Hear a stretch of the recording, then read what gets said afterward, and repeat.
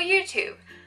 It's been 3 months since I finished my contract in Disneyland Paris, and it hasn't dawned on me until now that I never made a farewell video to this whole experience. As I know, because of all the new messages in my inbox over this past few weeks, there's, as always, a new Contract Pro, a new Disneyland Learning program starting this October.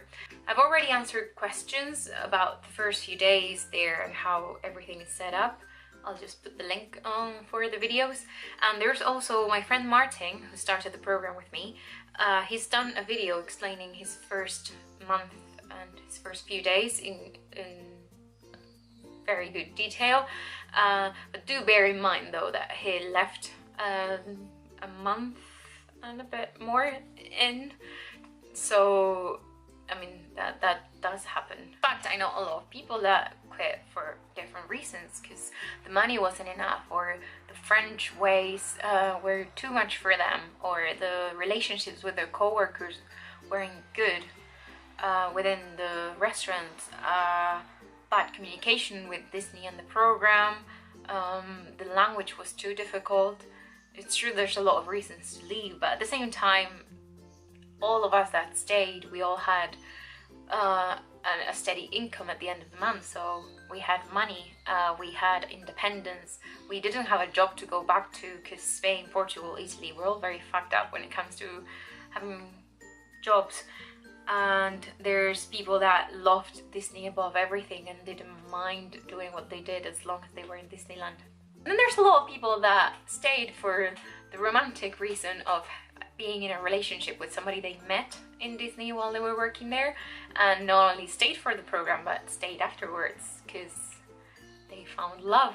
So it's true that it's hard at first, and it's easy to give up because there's a lot of new people, new language, new ways of working, because the Disney way, the American way, it's very different from the French, and there's a big contrast and a big shock in the money-driven and strict ways that Disneyland usually works and Disney World, and then the laxitude of the French and how they do their own schedules, and they just don't want to work that much. But I stayed because it meant independence, and it meant having a steady income without anybody to support me, and above all because I was living in the happiest place on earth. Look, if it says so in the mug, it is.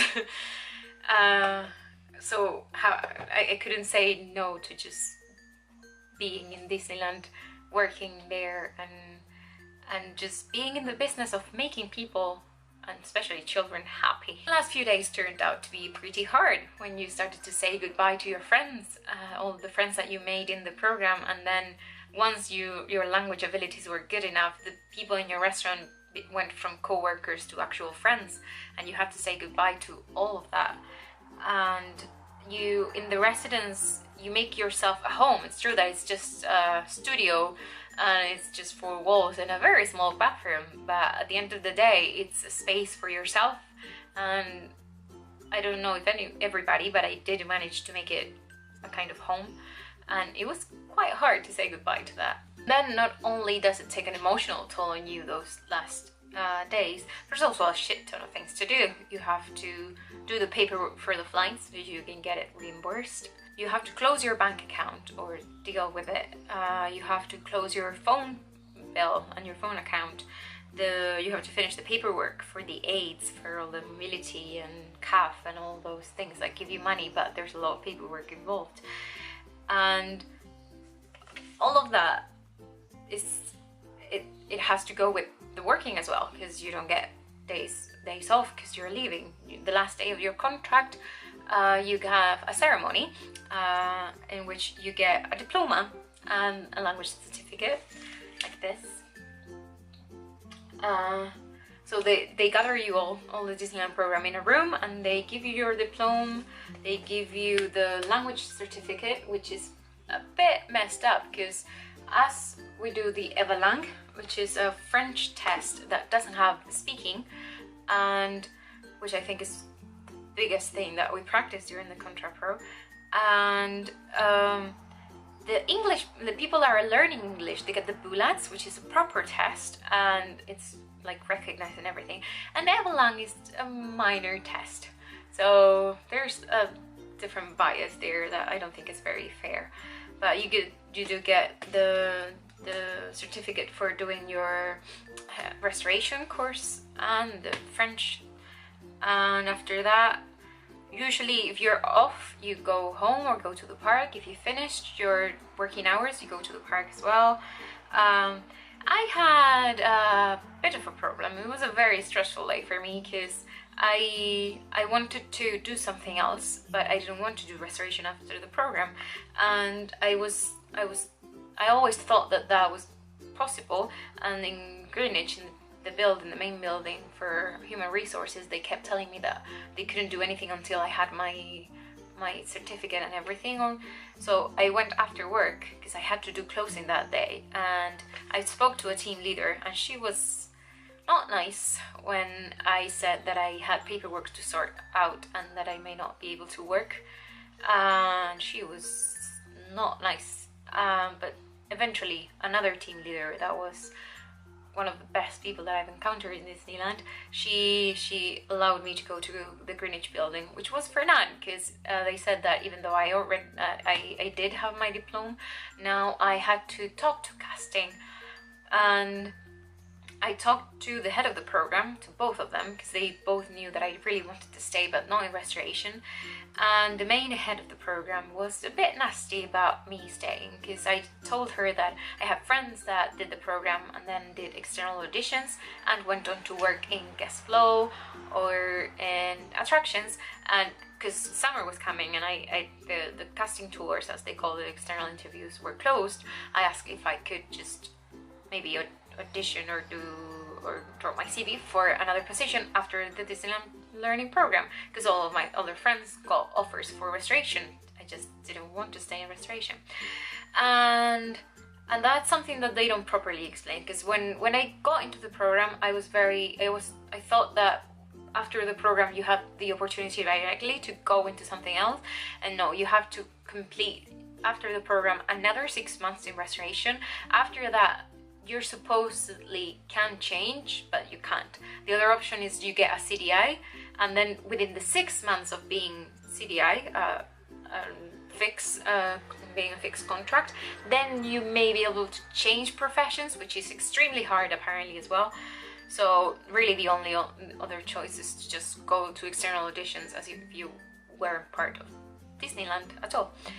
And that's something that wasn't really properly explained, because I always thought that after the program you could move on to bigger and better things now that you had the French and the training in Disney.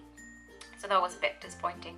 So after all that roller coaster, I went back to my restaurant, I did the close, I worked my ass off for the close, and that day we finished at 10 when the park closed.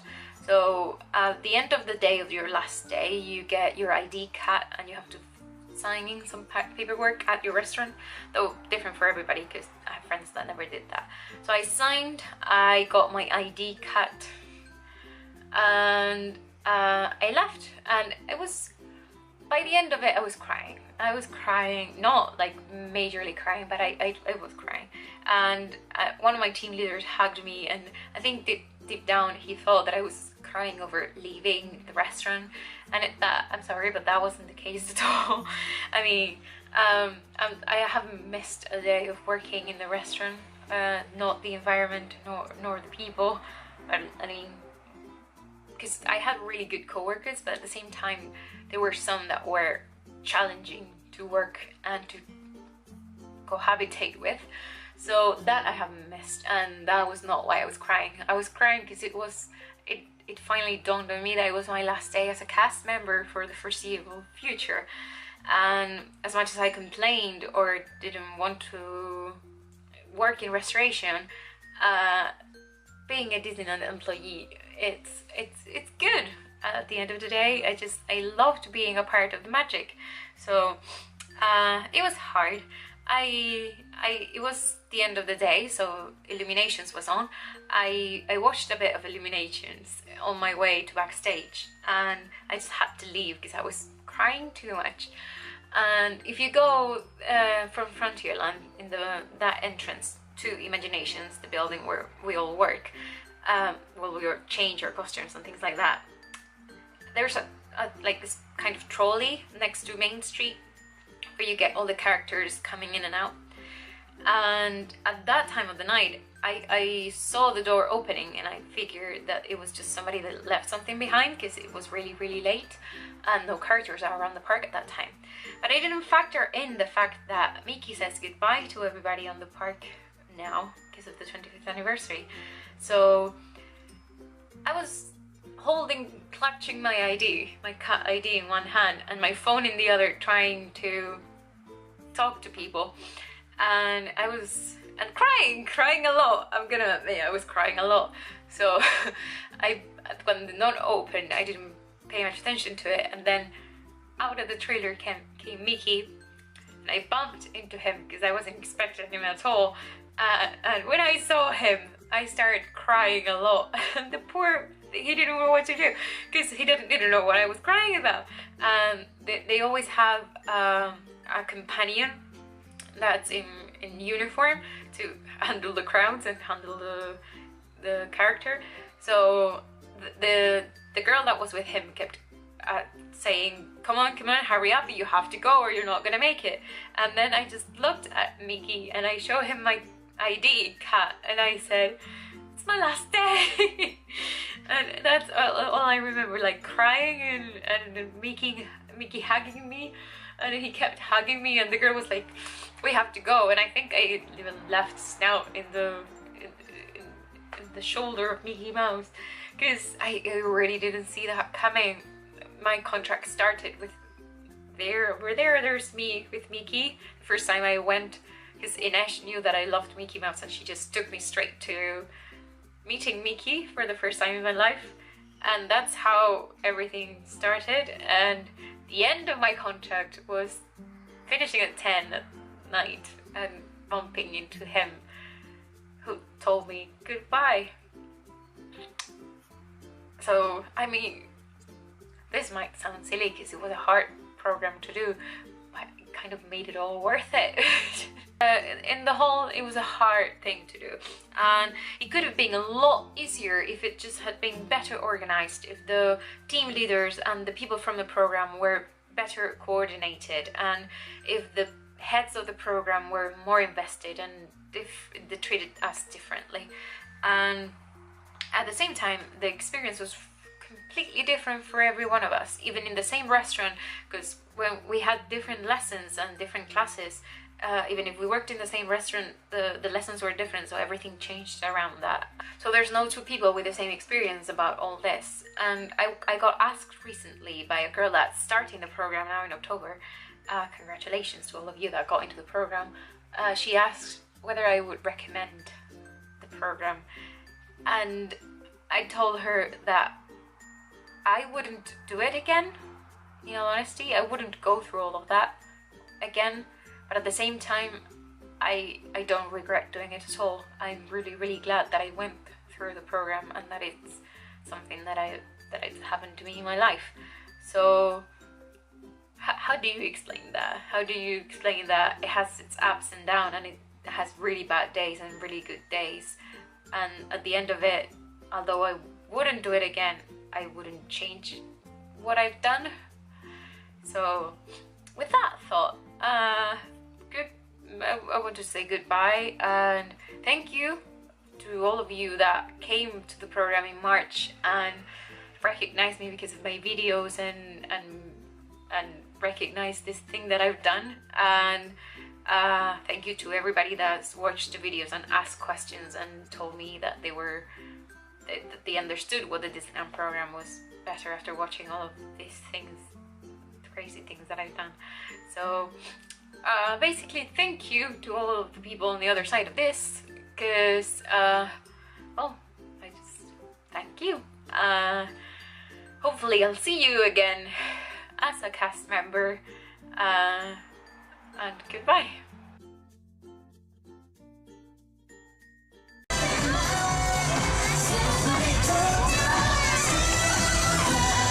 Come meet with ministry.